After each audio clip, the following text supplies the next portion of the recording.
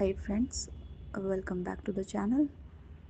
आज हम जिस चैप्टर के बारे में समझने वाले हैं वो चैप्टर 3 है, जो कि हमारे महान छायावादी कवि जयशंकर प्रसाद जी की जीवन परिचय पे आधारित है।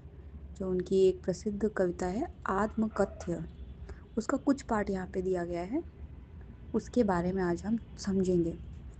आई होप वीडियो को मैं जितना इजीली समझा पाऊँ। लेट नहीं करते हैं, स्टार्ट कर देते हैं।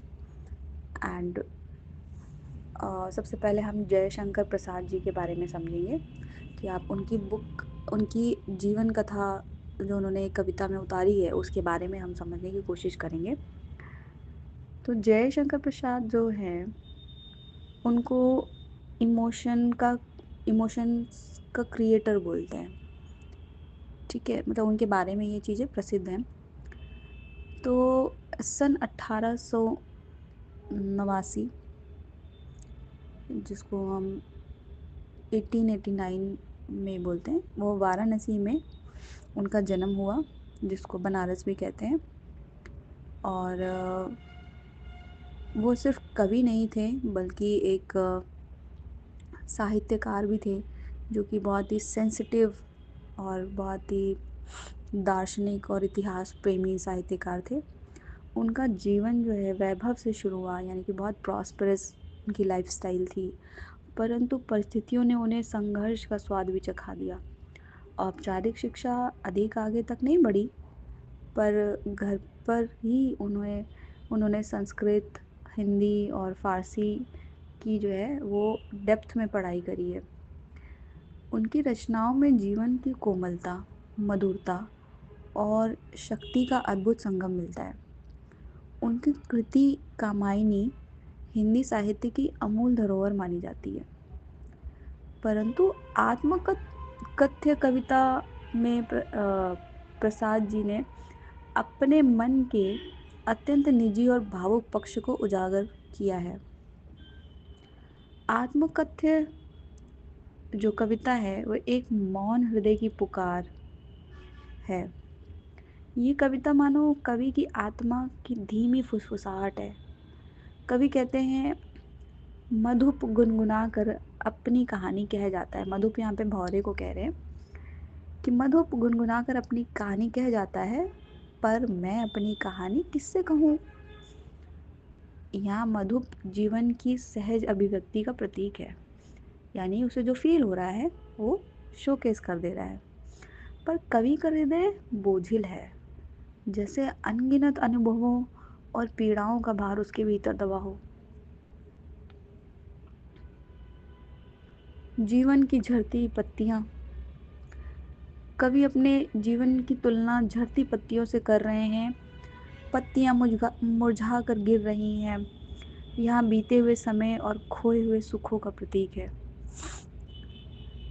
अनंत नीले आकाश के नीचे असंख्य जीवन कथाएं बिखरी हैं, पर मेरी कथा कौन सुनेगा। उसके भीतर एक द्वंद्व है। क्या अपनी कमजोरी, अपना दुख सबके सामने प्रकट कर दूं? क्या लोग उसे सुनकर समझ पाएंगे? दूसरी लाइन, अधूरी इच्छाएं और खोया हुआ सुख।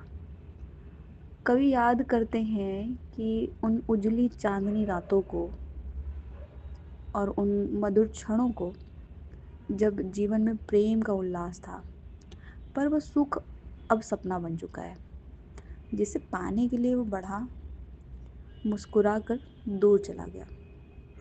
यहाँ कवि के हृदय में गहरी विरह व्यथा है, जिसे कोई प्रिय छवि स्मृति में बस गई हो, पर वास्तविकता में वो साथ नहीं है।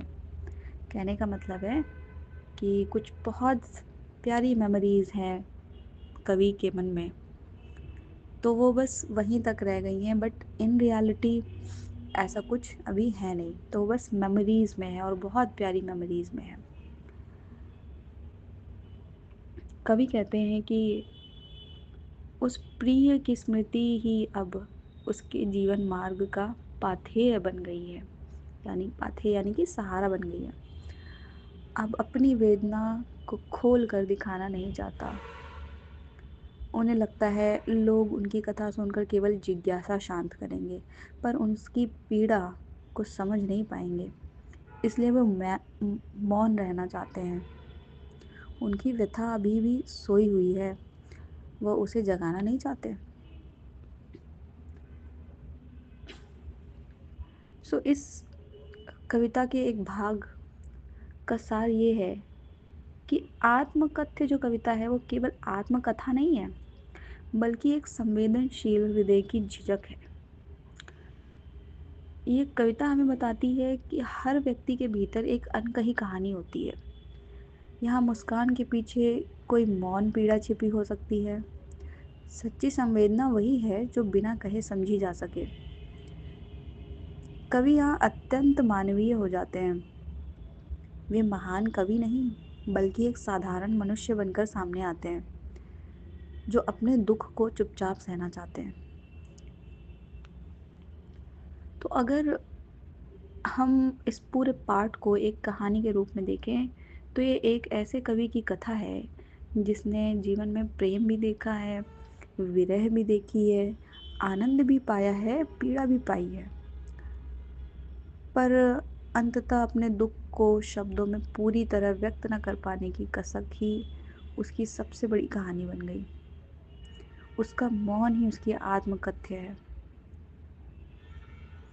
तो ये जो पार्ट है इस कविता का, ये इसको मैंने सरल शब्दों में आपको समझा के बताया। आई होप आपको थोड़ी अंडरस्टैंडिंग मिली होगी। अगर मिली है या आपको ये पार्ट अच्छा लगा है, तो please give me a thumbs up and you can subscribe the channel. I hope you guys will understand and I make sure कि मैं next time से इसको और improve करूँ। And thank you so much for watching. Thank you so much for understanding. Thank you.